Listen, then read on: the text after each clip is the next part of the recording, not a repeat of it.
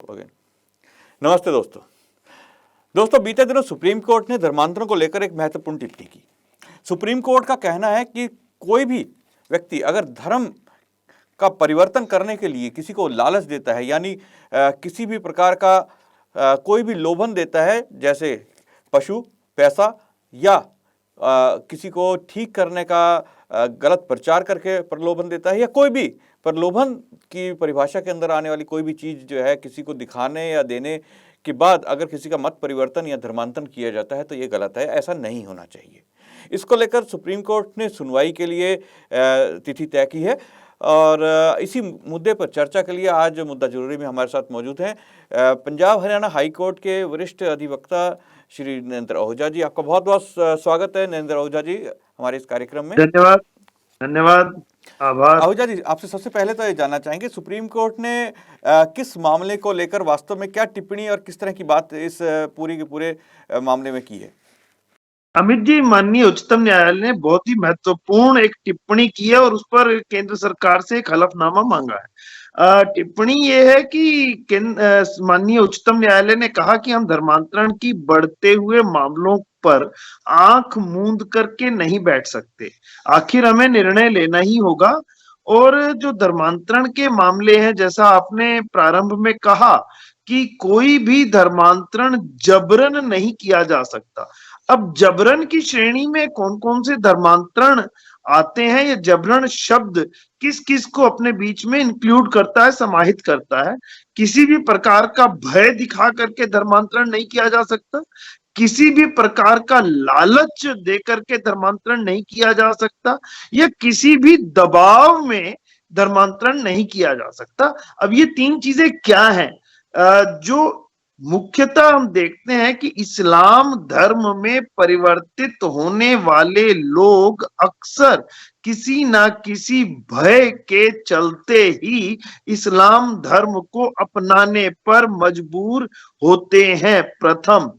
द्वितीय, इस्लाम धर्म में जाने वाले कुछ लोग एक अन्य कारण से भी मजबूर होते हैं कि यदि कोई हिंदू बहुपत्नी रखना चाहता है, एक से अधिक पत्नियां रखना चाहता है, तो भी वह इस्लाम धर्म को कबूल करते हुए हिंदू मैरिज एक्ट के विरुद्ध जाकर के एक पत्नी के जीवित रहते हुए भी दूसरी तीसरी पत्नी रखने का प्रयास करता है।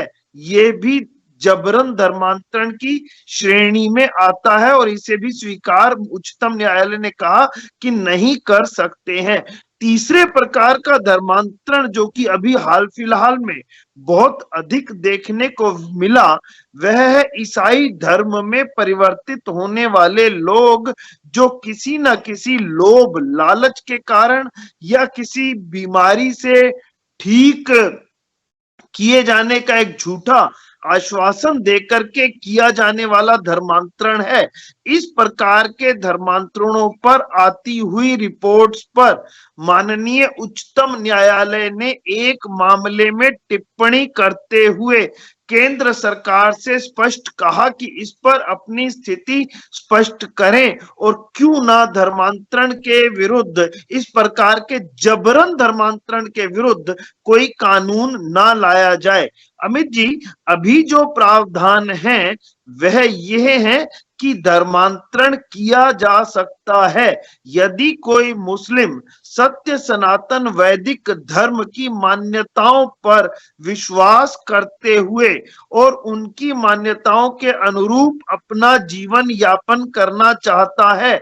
जैसे एक शाही इमाम, प्रसिद्ध मौलवी जो अब महेंद्र पाल आर्य के नाम से आर्य जगत में विख्यात हैं, उन्होंने धर्मांतरण किया अभी उत्तर प्रदेश के, और वह वैदिक धर्म में प्रवृत्त हुए। अभी उत्तर प्रदेश के वक्फ बोर्ड के चेयरमैन रहे एक सज्जन ने, उन्होंने भी धर्मांतरण किया।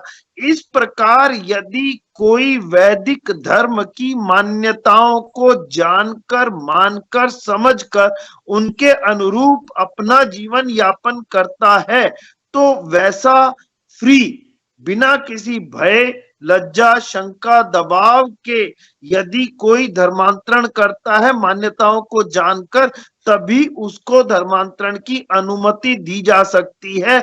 लेकिन यदि कोई धर्मांतरण कहीं पर भी दिखाई दे कि ये किसी दबाव में है, किसी लालच में है, यदि कोई उसको ऐसा एक दिखाया गया कि बीमारियों से मुक्ति मिल जाएगी, हम ऐसा अमृत जल पिला देंगे, तो वह धर्मांतरण कानूनी प्रावधानों के विरुद्ध हो जाता है। और केंद्र सरकार से इसी प्रकार का पूछा गया कि आप बताएं कि क्यों ना ऐसे धर्मांतरणों के विरुद्ध आप एक कानून लेकर के आए। ऐसी टिप्पणी माननीय उच्चतम न्यायालय ने की है। जी अमित जी। जी, बिल्कुल आपने सही कहा, लेकिन आहूजा जी हम देखते हैं कि भारत के अंदर जो है आज ईसाई मिशनरियों की जो आपने बात की, काफ़ी अधिक एक तरह से एक लॉबी बन चुकी है, काफ़ी स्ट्रॉन्ग लॉबी बन गई है, क्योंकि हर जगह पर आज स्कूल से लेकर अस्पताल और गिरजाघर बन चुके हैं। दिल्ली आदि जो बड़े शहर थे, दिल्ली, मुंबई, उनको अब हम एक तरह से छोड़ दें तो छोटे-छोटे और जो शहर हैं पंजाब के, हरियाणा के, मध्य प्रदेश के, छत्तीसगढ़ के, उड़ीसा के, कहाँ-कहाँ का आप नाम लेंगे, हर जगह, हर छोटे-छोटे कस्बे में आज ईसाई मिशनरी बैठे हैं। वो लोग लाखों करोड़ रुपए जो है हर साल जो है चंदा जो है विदेशों से लाते हैं। इसके अलावा आप शायद जैसे बलजिंदर सिंह जैसे लोग तो खैर चंदा इकट्ठा करते हैं हमारे ही लोगों से, तो उनको बाहर से मंगाने की तो ज़रूरत ही नहीं पड़ती, क्योंकि वो एक बंद मुट्ठी में करके जो है चंदा लेते हैं और उस चंदे को किस तरह से इस्तेमाल करते हैं दुनिया देख रही है। आज पंजाब में जो जहाँ पर 3 से 4% ईसाई हुआ करते थे, आज वह 15% के आसपास कहा जाता है कि ईसाई मत को मानने वाले लोग हो गए हैं। और उसी प्रकार से हम देखते हैं कि केरल में या अन्य राज्य जहाँ पर ईसाइयों ने काफ़ी अधिक प्रचार प्रसार किया, वहाँ पर आज ईसाई मत को मानने वाले लोग जो हैं काफ़ी बड़ी एक तरह से पावर बन के आ गए हैं। वो कुछ भी करवाते हैं, कोई भी षड्यंत्र करते हैं, किसी भी तरह का सरकार के खिलाफ बात करते हैं, कोई अगर सरकारी परियोजना हो उसको बंद करवाना हो, तो ये सब चीज़ें चल रही हैं।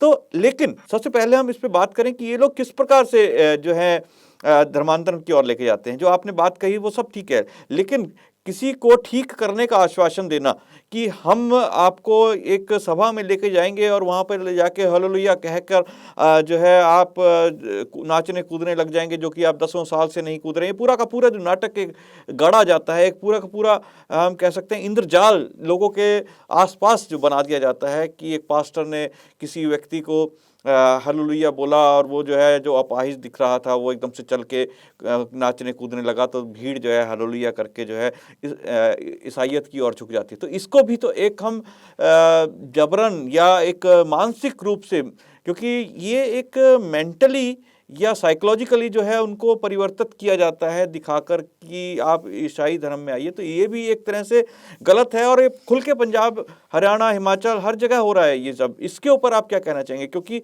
ये इस पैसा नहीं दे रहे, ये लोग इलाज दे रहे हैं। देखिए अमित जी, आपने बिल्कुल सही टिप्पणी की है कि यहाँ सीधा पैसा ना दे करके एक कोरा और झूठा आश्वासन दे करके धर्म से परिवर्तित करवा लेना। और ये स्थिति इतनी अधिक गंभीर हो गई है अमित जी कि हम अपने ही देश में 7 राज्यों में अभी हिंदू अल्पसंख्यक हो चुका है। ये हम नहीं कह रहे, ये सरकार के आंकड़े कह रहे हैं। अपने देश में जब 2 धर्मों की थ्योरी पर 2 देशों में हम बटे और अधिकांश उस समय के मुस्लिम जिन्हें चले जाना चाहिए था वो नहीं गए, यहाँ रह गए, तो आबादी का बढ़ना भी एक संकट है। लेकिन उतना ही बड़ा संकट मेरे देश में हमारी आबादी का धर्मांतरण होना भी है। और मेरे देश के उन तबकों को जो गरीब माने जाते हैं, दलित माने जाते हैं, उन्हें इस प्रकार का लालच दे करके, चाहे वह धन का हो या बीमारियों से ठीक करने का हो या मुफ्त शिक्षा देने का हो या मुफ्त स्वास्थ्य सेवाएं मिशनरी अस्पतालों या स्कूलों में देने का हो या उनका विवाह ईसाई युवतियों से करवा देने का एक लोभ लालच हो, उन्हें इस तरह से धर्मांतरित किया जा रहा है।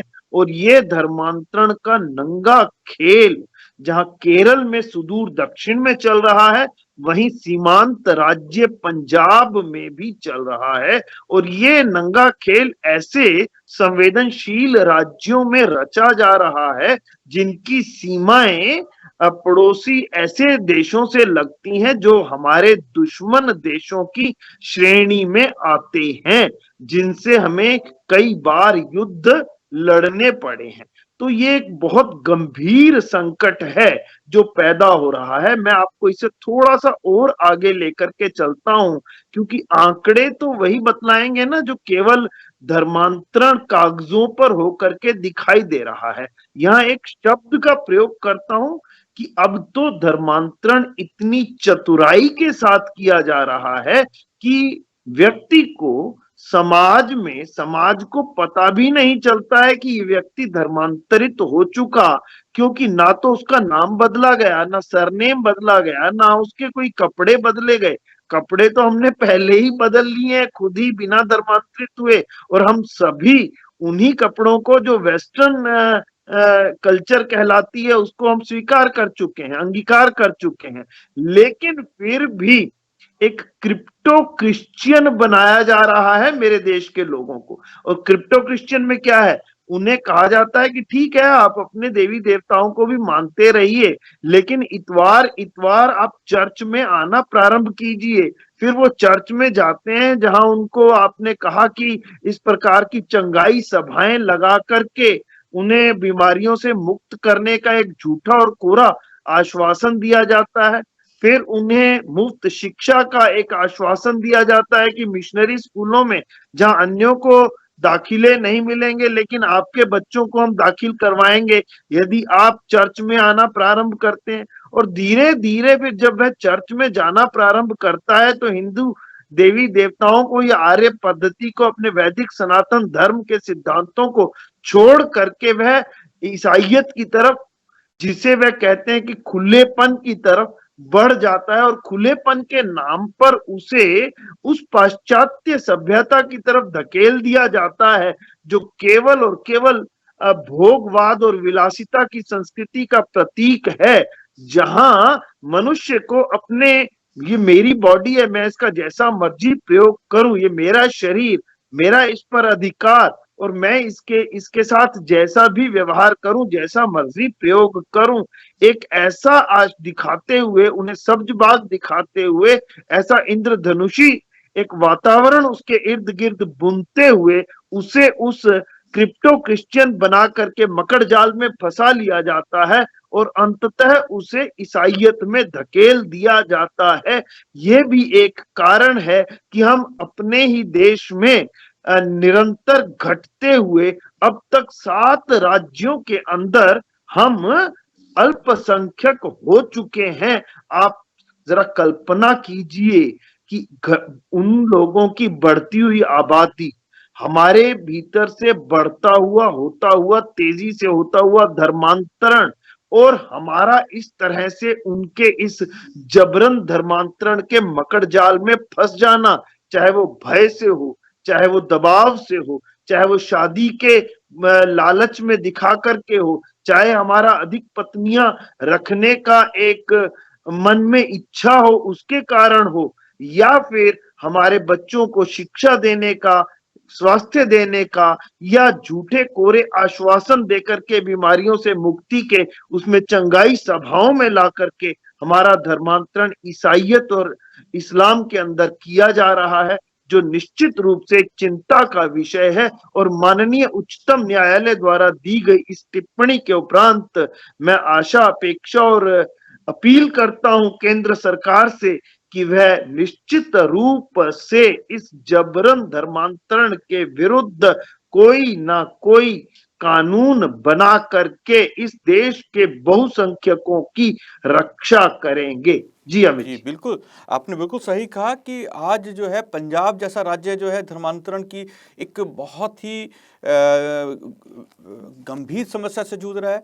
और देश के बहुत सारे राज्य आज इस समस्या से जूझ रहे हैं और इसको लेकर सरकार को जरूर निश्चित रूप से बहुत सारी कदम उठाने की आवश्यकता है। जैसा कि आपने आंकड़ों की बात कही, पिछले दिनों जो इंडिया टुडे मैगजीन है उसने एक रिपोर्ट प्रकाशित की थी। उस रिपोर्ट में बड़े चौंकाने वाले दावे किए गए थे, जिसमें अकेले पंजाब में बड़े पैमाने पर धर्मांतरण के इस भूत ने सभी पक्षों को हिलाकर रख दिया था।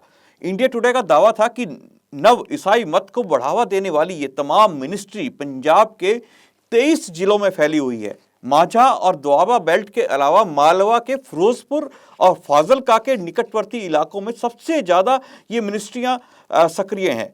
कोई ठोस आंकड़े उनके पास नहीं थे, पर उन्होंने एक अनुमान के मुताबिक पादरियों की जो कुल संख्या बताई थी पंजाब के अंदर, वो 65,000 थी।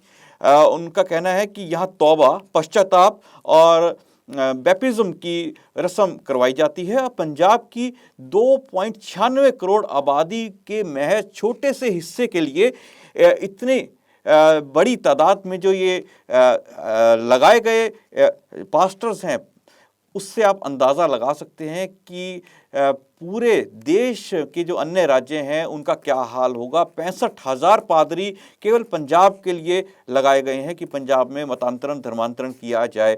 शायद इसी मामले को देखते हुए सुप्रीम कोर्ट ने को ये मानना पड़ा कि ये गंभीर मामला है और संविधान के खिलाफ है। सिर्फ इतना ही नहीं, सुप्रीम कोर्ट ने यह भी कहा कि जब कोई भारत में रहता है तो ऐसे हर शख्स को भारत की संस्कृति के अनुरूप ही चलना होगा। यह धर्मांतरण राष्ट्रीय सुरक्षा को खतरा हो सकता है। जैसा कि अभी नरेंद्र आहूजा जी ने कहा कि क्योंकि पंजाब एक जो हमारे पाकिस्तान से लगती हुई एक स्टेट है और एक बॉर्डर स्टेट है, यहाँ पर अगर इस तरह की चीज़ें होती हैं तो ये हमारे देश के लिए खतरा हो सकता है। हालांकि शीर्ष न्यायालय जो है अब इस मामले में जल्द ही दिसंबर महीने में ही सुनवाई करेगा। जिस देश में इतना कुछ हो रहा है तो ऐसे में हर रोज़ ऐसे खतरों को नज़रअंदाज करते हुए मीडिया चैनलों और नेताओं को उन खबरों और बयानों पर शोर मचाकर सुबह से रात कर देने के अलावा दूसरी चीज़ों के ऊपर भी ध्यान देना चाहिए। दूसरी तरफ अंधविश्वास, धर्मांतरण, मरे हुए लोगों को जिंदा करने के खेल, चंगाई के नाम पर धर्मांतरण और रेप करते पादरी दिनों दिन भारत में धर्मांतरण पर अपने देवी देवताओं और संस्कृति सभ्यता से नफरत करने वालों की फौज तैयार कर रहे हैं। नतीजा है कि यहाँ पर आज रोज नए ईसाई बन रहे हैं और ईसाइयों के पास उनके हाथ में एक दिन झूठ का पुलिंदा बाइबल होगी। और जैसा कि हमने अफ्रीकी देशों में देखा और वहाँ के लोगों ने कहा कि जब ईसाई उनके देशों में आए तो उनके हाथ में बाइबल थी और अफ्रीकी नागरिकों के हाथ में ज़मीन थी। और जब पादरियों ने कहा कि आप अपनी आंख बंद करिए और बाइबल का ध्यान करिए, उन्होंने बाइबल का ध्यान किया, आंख खोली तो बाइबल उनके हाथ में थी और ज़मीन उन पादरियों और उन विदेशी शक्तियों के हाथ में थी। तो कहीं हमारा देश भी इन यूरोपियन चर्चों का दोबारा गुलाम ना बन जाए या फिर उन दूसरी अन्य मतों का गुलाम न बन जाए जो हमारे देश के लिए खतरा है। ऐसी चीज़ों पर सरकार को नियंत्रण जरूर करना चाहिए और ये देखना चाहिए कि कहीं ये धर्मांतरण की आड़ में कहीं हमारे देश को नुकसान पहुंचाने की विदेशी साजिशें तो नहीं। नरेंद्र आहूजा जी, आज आप हमारे साथ इस चर्चा में जुड़े और आपने काफ़ी कुछ जो कानूनी पहलुओं पे भी बात की। इस विषय में चर्चा के लिए आपका बहुत बहुत धन्यवाद हमारे साथ जुड़ने के लिए। नमस्ते जी। धन्यवाद जी। दोस्तों, कल फिर मुलाकात होगी एक नए विषय और एक नए मुद्दे के साथ। आज मुझे आज्ञा दीजिए। नमस्ते।